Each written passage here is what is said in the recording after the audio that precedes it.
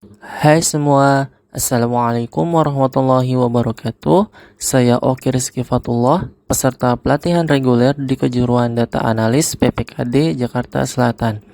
Pada kesempatan kali ini, saya akan membahas bagaimana machine learning dapat memecahkan permasalahan bisnis di kehidupan nyata. Bagaimana ML bekerja?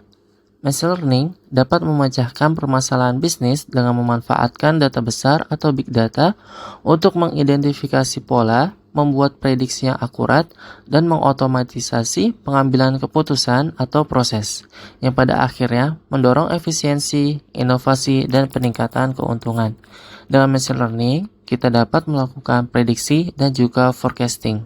Langsung saja kita menuju studi kasus yang berjudul Prediksi Risiko Penyakit Kardiovaskular. Permasalahan bisnisnya yaitu tingkat keterlambatan diagnosis pasien penyakit kardiovaskular yang tinggi di kota Jakarta, mengarah pada hasil pasien yang buruk dan tingginya biaya perawatan. Penyebabnya yaitu kurangnya screening yang cepat bagi warga yang beresiko terkena penyakit kardiovaskular, ketergantungan pada prosedur diagnostik yang invasif atau harus dicek kateterisasi.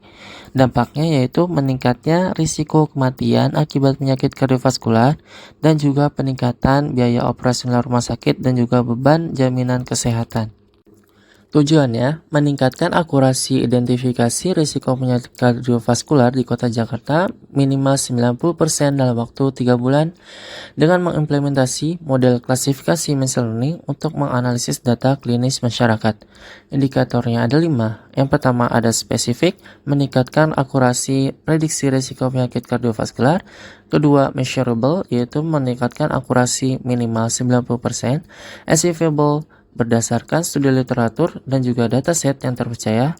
Yang keempat ada relevan, mengatasi masalah, mendiagnosis dan keterlambatan diagnosis ke penyakit kardiovaskular. Time bound-nya yaitu dalam batas waktu 3 bulan.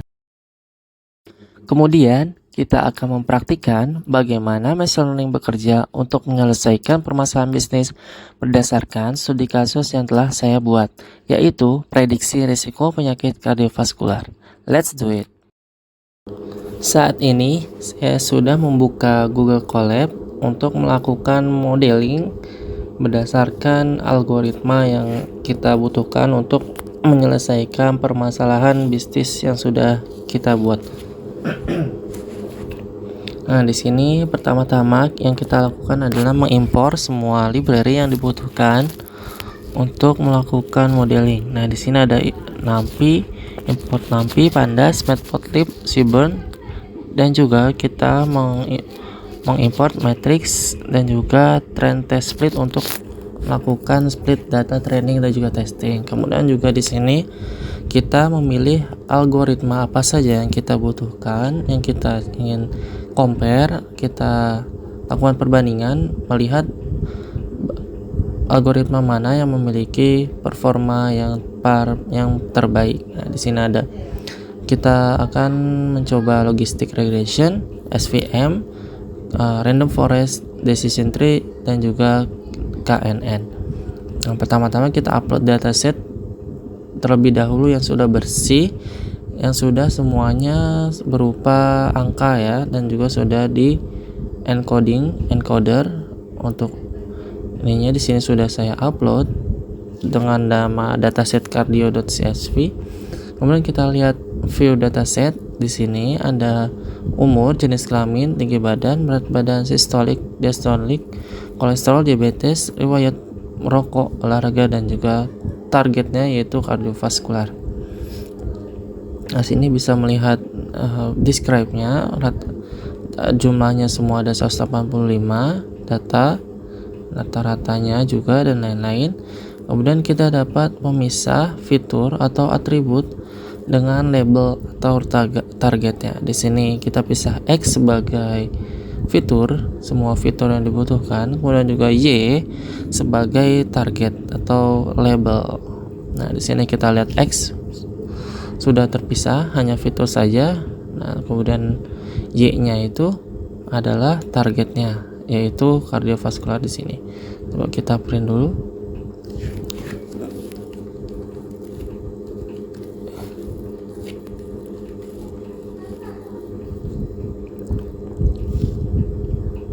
di sini ya. Sini sudah terprint Y-nya.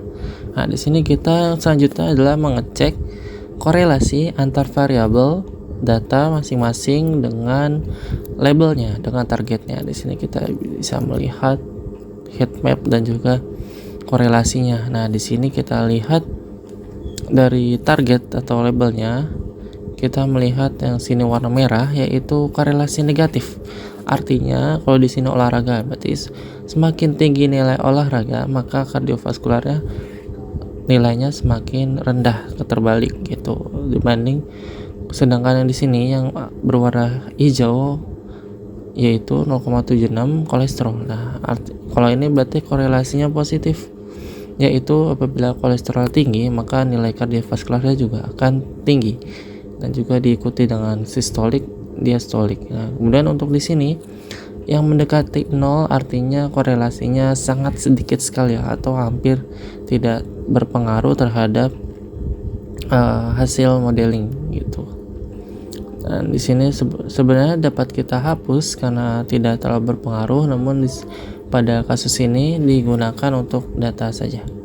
Nah, kemudian menentukan proporsi data training dan juga data testing sebesar data testingnya 20% dan data trainingnya 80%. Nah, di sini sudah terbagi 148 yaitu data training dan juga 37 sebanyak 37 data testing. Kemudian kita akan melakukan pemanggilan algoritma klasifikasi yang akan digunakan. Di sini ada 5, random forest, decision tree, SVM, logistic regression dan juga KNN. Kita lakukan run.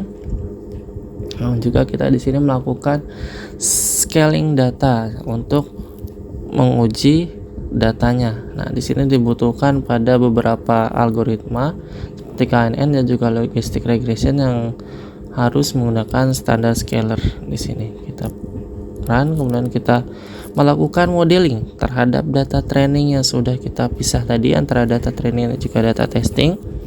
Nah, di sini masing-masing kita panggil dari semua algoritmanya dan juga kita lakukan modeling terhadap X training dan juga Y train, yaitu fitur dan juga label pada data pelatihan.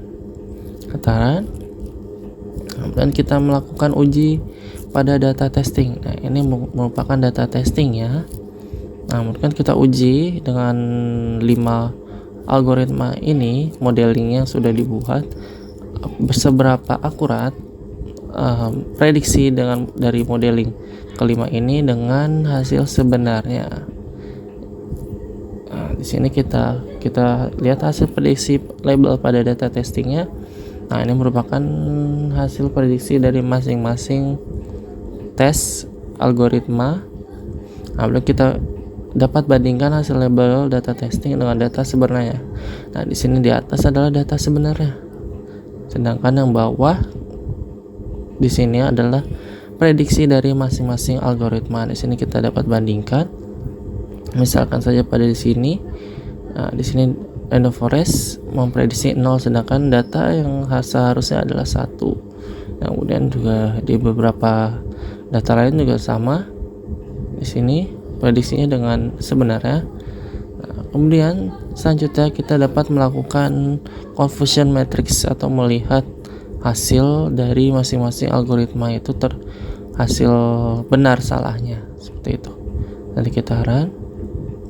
Nah, di sini kita lihat untuk random forest benarnya 13 dan juga 22. Kemudian di sini ada kesalahan sebanyak 2. Kemudian di decision tree juga sama. Di sini ada kesalahan 3, lebih banyak dari random forest, dan juga matrix SVM juga 3, regression 3 dan juga KNN kesalahannya juga ada 3. Nah, di sini. Kemudian apa yang membedakan dari masing-masing nilai ini? Nah, kita lihat menilai akurasi, precision, recall dan juga F1 score ya. Nah, di sini kita lihat untuk random forest akurasinya sebanyak 0,95 atau 95%. Nah, kemudian untuk decision tree 92%, SVM 92%, logistic regression 92% dan juga KNN 92%. Nah, kemudian kita lihat juga recall juga paling tinggi di random forest sebenarnya 1 dan juga 0,92.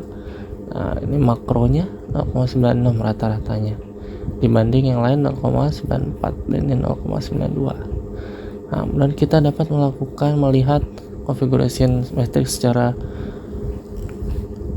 gambar di sini untuk algoritma yang memiliki nilai akurat tertinggi yaitu random forest. Nah, di sini terlihat sebanyak 13 prediksi risiko rendah dan kenyataannya juga risiko rendah. Nah, dan juga di sini risiko tinggi pada prediksi dan juga risiko tinggi pada nilai sebenarnya. Dan sedangkan di sini risiko rendah pada nilai prediksi namun risiko tinggi pada nilai sebenarnya. Nah, di sini prediksi risiko tinggi 0 terhadap risiko rendah nilai sebenarnya di sini. Nah, kemudian kita dapat melakukan screening yang kita inginkan untuk melihat prediksi bagaimana model terbaik menggunakan model terbaik yang sudah dibuat. Nah, di sini kita dapat menginput semua fitur yang ada yang sudah dimodeling, yang sudah dilakukan modeling pada algoritma random forest.